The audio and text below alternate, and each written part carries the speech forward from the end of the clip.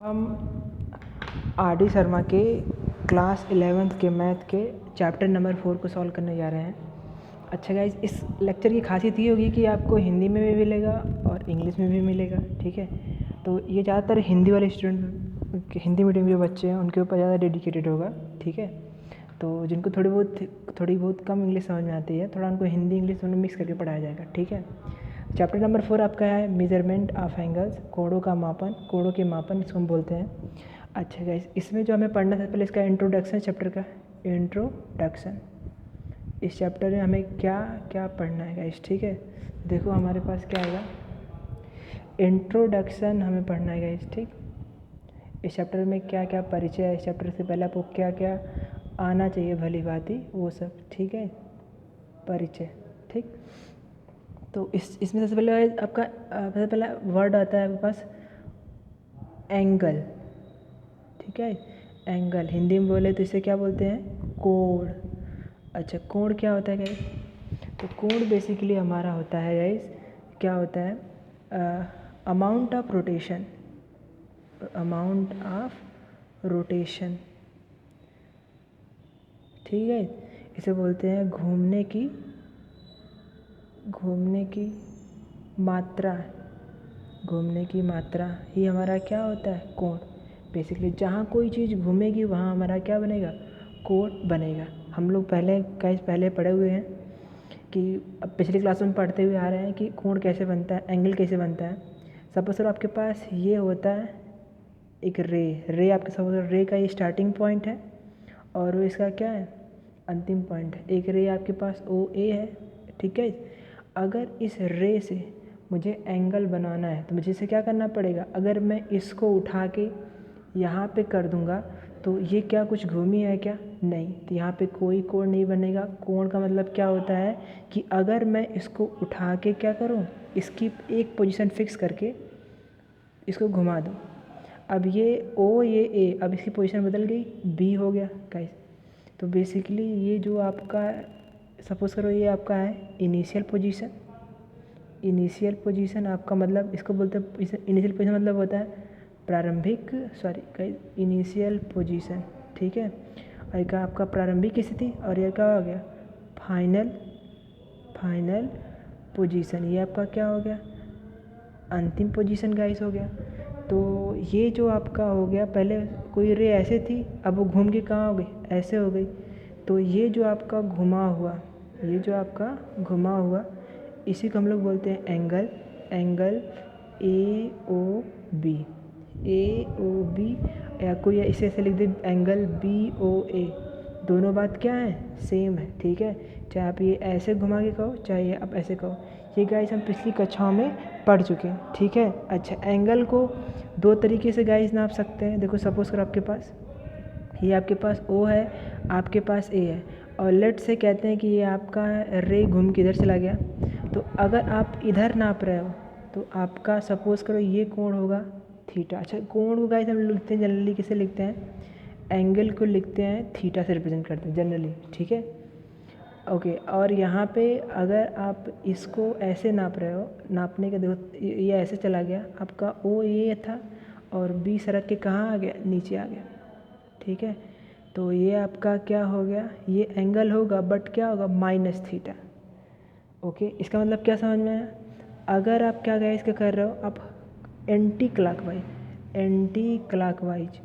ठीक है, anti clockwise अगर आप एंगल नापोगे तो आपका होगा क्या, एंगल प्लस में होगा, और क्लॉकवाइज नापोगे तो एंगल आपका क्या होगा, माइनस होगा।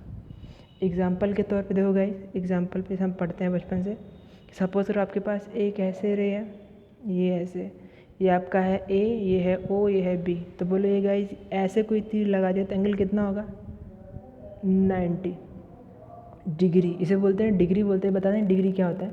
ठीक है, अगर देखो गाइस आप अगर ऐसे इसको घुमाओ, अगर इसी को मैं थोड़ा सा 90 को थोड़ा सा एक्सटेंड कर दूँ, अब मेरा ए यहाँ पे है, ओ यहाँ पे है, बी यहाँ पे। तो गाइस अब कितना एंगल है, कितना हो जाएगा, ये हो जाएगा मेरा 180 डिग्री। अच्छा गाइस, थोड़ा सा आगे स्टैंड करते हैं हम लोग। तो अगर मैं आपसे कुछ पूछूं जो आप पिछले क्लासों में पढ़ के आओ हाई स्कूल में, ओ आपका हो गया लेट से ये बी, ये ए हो गया। तो अगर मैं पूछूँ गाइस अब कितना एंगल बनेगा, अब यहाँ से यहाँ तक कितना एंगल बनेगा, तो आप कितना बताओगे कि ये था, ये कितना होगा 90 90 90, देखो ध्यान से, ये 180 था, ये 90, तो ओवरऑल कितना बन गया हमारे पास, ये बन गया 270 डिग्री। और गाइस देखिए अगर मैं ऐसे बना दूँ तो क्या होगा, ये आपका O है और आपके पास A है। अगर मैं पूछूं कि ये आपका इनिशियल पॉइंट है, यहाँ से रे चली ऐसे चली और कोई ऐसे बना दिया कि ये ऐसे घूम रहा है, तो बोलो कितना एंगल घूम गया गाइस, तो ये बोलो कितना एंगल होगा 360। अगर आपका कंप्लीट एक सर्कल बन गया तो समझ लेना कि वहाँ पे कितना एंगल होगा 360 होगा। अगेन गाइस अगर मैं आपको सिंपल एक और दिखाऊँ फंडा, कि लेट से ये ऐसे है, ये आपके पास O है और ये यहाँ से आपके पास कितना A वाला ये B। अगर मैं घड़ी के दिशा में ऐसे एंगल नाप दिया तो गाइस अब कितना होगा, ये होगा उल्टे डायरेक्शन में हो गया, तो -90 डिग्री हो गया। ठीक है गाइस। अच्छा एक बार और देखो, और एंगल देखो कैसे बनता है। आपका ये O है, आपके पास A है, अगर मैं एक चक्कर घुमाया तो 360, मैं लगभग 2 चक्कर यहाँ पे नचा दूंगा तो कितना होगा गाइस, ये होगा 360 + 360 कितना हो जाएगा 270 डिग्री। ठीक है, तो आपको ये चीज़ समझ के चलनी है। अच्छा अब देखो गाइस हमारे पास क्या होता है, अब गाइस हम पढ़ते हैं क्या हमें दिया है कि ये दिया है कि अब हम पढ़ना है नेक्स्ट जो टॉपिक हमारे है वो है एंगल मेजरमेंट सिस्टम। जैसे हम लोग लेंथ को नापते हैं, लंबाई को नापते हैं मीटर में, सेंटीमीटर में, किलोमीटर में, इंचेस में, वैसे ही हमको क्या नापना पड़ेगा, अब एंगल को हम कैसे नापते हैं। ठीक है गाइस, तो एंगल को नापने का बेसिकली 2 तरीका होता है, 2 इसकी पद्धति होती है। एक होता है जिसे हम बोलते हैं इंग्लिश सिस्टम, हो सकता है कि आपकी बुक में इसका कुछ और नाम लिखा गया हो। ठीक है, और दूसरा जो आपके पास होता है वो होता है गाइज आपका दूसरा जो सिस्टम आपके पास बनता है उसको बोलते हैं हम लोग, हमारा होता है गाइज दूसरा होता है सर्कुलर सिस्टम। ठीक है, इसको बारी बारी से हम लोग पढ़ते हैं। अब इसके बाद हमको क्या क्या पढ़ना है इसमें देखिए, सर्कुलर सिस्टम। तो गाइज हमें पढ़ना है पहले, एंगल 2 तरीके से नापे जा सकते हैं हमारे पास, एक होता है इंग्लिश सिस्टम, एक होता है सर्कुलर सिस्टम। तो first of all we have to read, हमें जो पढ़ना है हम पहले हेडिंग लगाएंगे इंग्लिश सिस्टम। ठीक है, हमें जो पढ़ना हो हमारा हेडिंग होगा वो होगा इंग्लिश सिस्टम।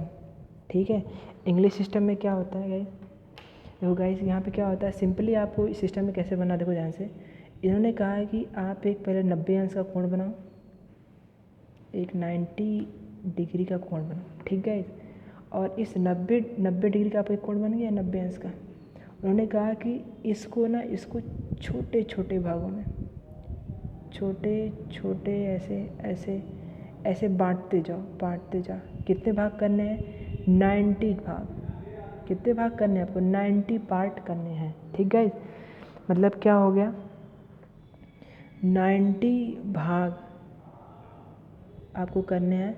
90 भाग इज इक्वल टू, उन्होंने कहा कि आपका कितना होगा 90 डिग्री। इसको हम बोलते हैं, या बोलते हैं 90 डिग्री, लोग ऐसे लिखते हैं। गाइस ये 0 का मतलब जो पावर नहीं है, इसका मतलब होता है डिग्री। अगर 90 भाग कर दिया तो 90 डिग्री, तो इसका मतलब क्या हो गया, एक भाग जो इसका होगा, एक हिस्सा जो होगा वो किसके इक्वल होगा, 1 डिग्री के। ठीक है, ये आपका हो गया 1 डिग्री, इसको बोलते हैं 1 डिग्री बोलते हैं। ठीक है, इसी तरीके से हमारे पास क्या होता है, इसका मतलब हमें समझ में आ गया क्या बोलेंगे। अगर कोई बोलेगा इसका मतलब हमारे पास हो गया 90 डिग्री का मतलब आपके पास हो गया